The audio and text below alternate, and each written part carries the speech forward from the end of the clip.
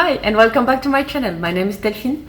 Today we are going to have a look at my July monthly favorites. It's now the end of the month and I've been writing down, noting everything I've loved, whether it's fashion, movies, books, games, a bit of all these kind of things. And I'm gonna start with the fashion and makeup also actually. And I mentioned them in my recent beauty videos and here they are. It's little lipstick. This one got a bit dirty. I had presented you this one in my recent beauty video. It's called Glow Paradise. They are from L'Oreal and I have it in the color 906 Blush Fantasy. This is not sponsored or affiliated or anything. I had just saw them and I purchased it in summer. I liked a lot this kind of balmy textures which will bring you color, but they feel also very light on the lips and they're a bit sheer kind of texture, you know. And so I liked it a lot. So I went for a second one, which is a 350 Rouge Paradise. Yes, and so yeah, they are sheer colors, and this one is much more red. Today I am wearing this one, which is kind of a like brown pink kind of color, which is very pretty, very everyday life, and I like it in the summers, this kind of lighter texture. So I've been alternating between both kind of non-stop, because even though this one which looks very red, because they're sheer, you can actually choose how strong you want the effect, so it's perfect. You can have it very light also if you want, and then you can put a bit more and have a bit more for, I don't know, if you go out in the evening or something like that. Then in terms of clothes, there's nothing really crazy. I've been alternating t-shirts, loving wearing all my dresses again, but there's not like one specific item that stand out. But in terms of bags, I've been wearing this one a lot again. It's very funny because this is really, I think, a bag I mostly wear 2-3 months a year. But then during these 2-3 months I kind of wear it non-stop, and then it goes in hibernation, sleeping mode through the winter, and it wakes up again in summer. And it's from Longchamp.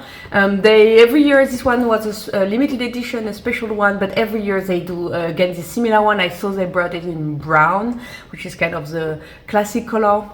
When I bought my one was last summer, then they had this pink version and they had also it in green, so they bring some different color and variations, but it's very nice, it's very roomy, you know, it's very simple. It's just one big pocket and it's actually quite big, so I can just throw everything in it and I can wear it with a strap if I want. So yeah, I've been wearing that one a lot.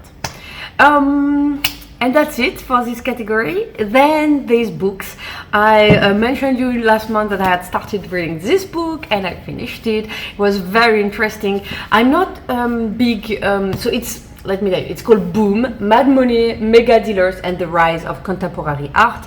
It's from Michael, I'm gonna butcher his last name and I'm very sorry, Schneierson, I'm sorry.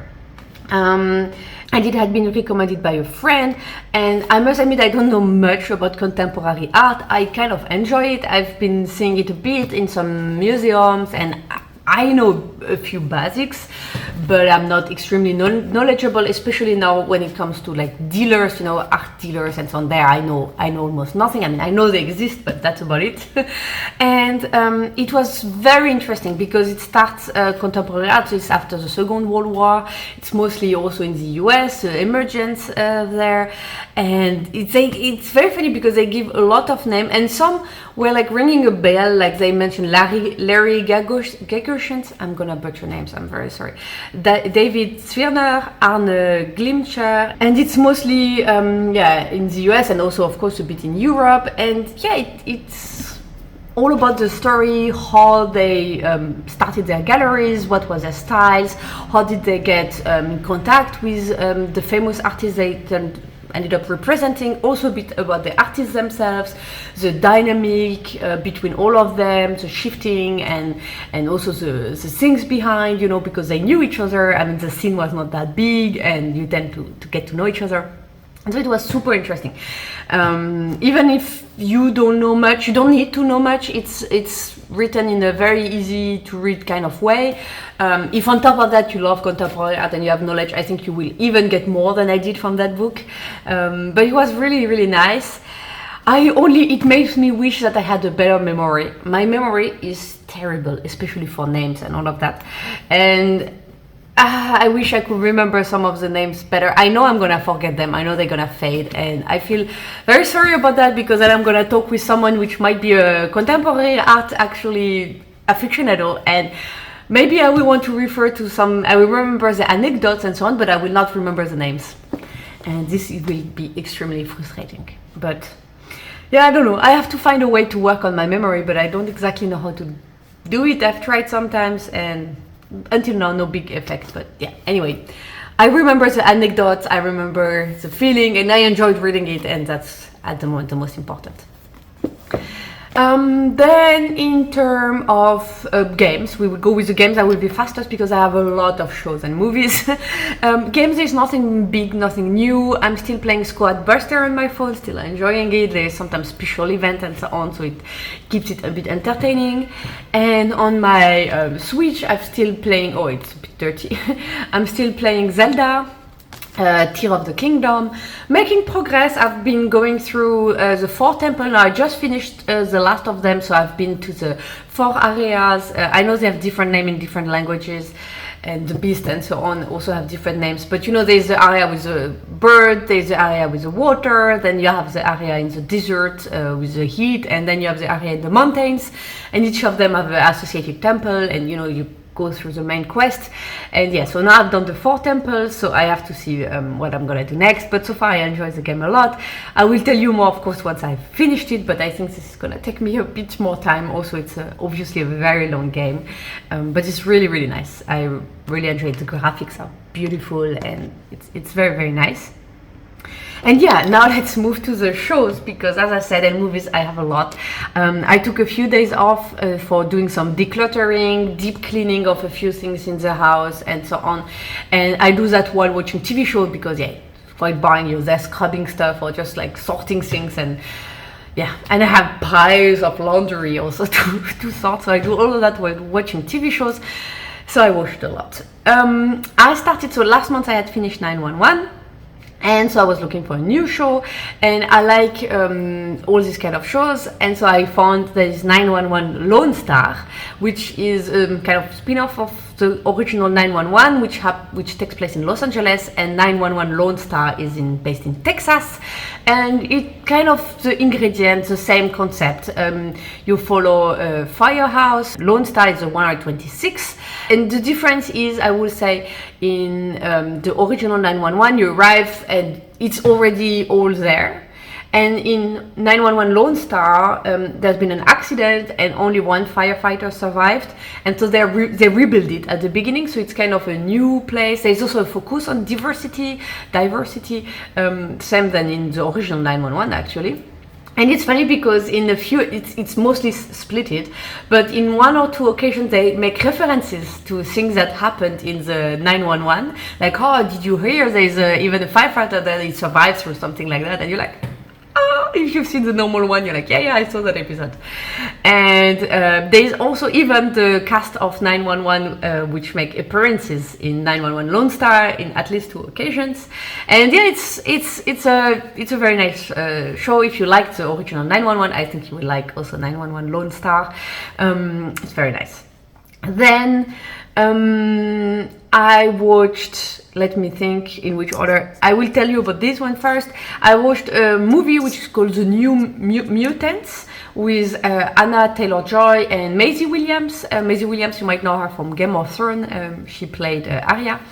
And yeah, it was nice. I would not say it's a movie of the year, but it was kind of fun, and it was kind of easy to watch. And yeah, if you like all these kind of also a bit science fiction kind of things, and then it's nice. It's nice. I will not say it's a movie of the year again, but why not? If you have a bit time to kill and you want something easy, and maybe you're also doing something else in the meantime, then it's a very good movie.